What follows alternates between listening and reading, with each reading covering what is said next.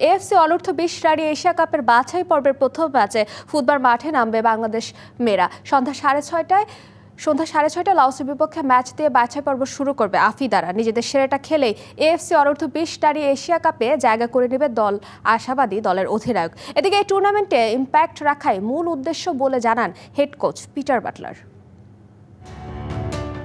সাফ অনূর্ধ্ব-20 নারী চ্যাম্পিয়নশিপের সাফল্যের পর এবার আরও বড় মঞ্চে আফিদাদের নিজেদের প্রমাণ করার পালা।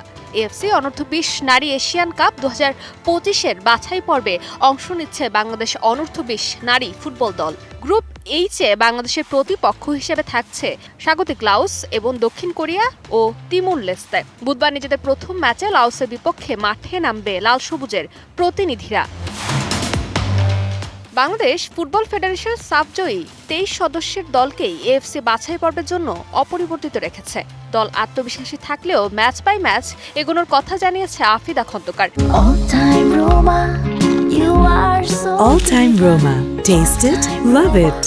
নিজেদের সেরাটা খেলেই এএফসি অনূর্ধ্ব-20 নারী এশিয়ান কাপে জায়গা করে নেবে দল, আশাবাদী দলের অধিনায়ক। আমরা এখানে এসেছি এএফসি কাপ কোয়ালিফাই করার জন্য, তো আমরা আমাদের সর্বোচ্চ চেষ্টা করব আমরা যেন ভালো খেলতে পারি প্রত্যেকটা ম্যাচে।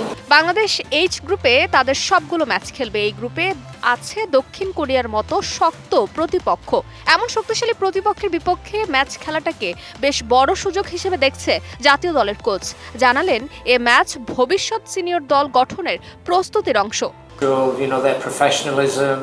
আমরা জানি প্রকৃতপক্ষেই আমরা কোরিয়া থেকে কতখানি পিছিয়ে আছি। সাংগঠনিক ও আর্থিক কাঠামো এবং বোর্ডের পেশাদারিত্বের পাশাপাশি ফুটবলারদের মানে তারা অনেক এগিয়ে, কিন্তু আমরাও নতুন করে শুরু করেছি।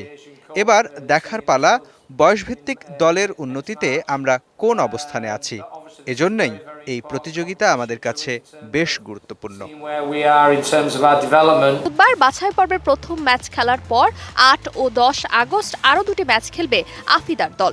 8টি গ্রুপের চ্যাম্পিয়ন দল এবং সেরা 3 রানার্স আপ দল 2025 সালের মূল আসরে নিজেদের জায়গা করে নেবে। থাইল্যান্ডে হবে চূড়ান্ত পর্ব।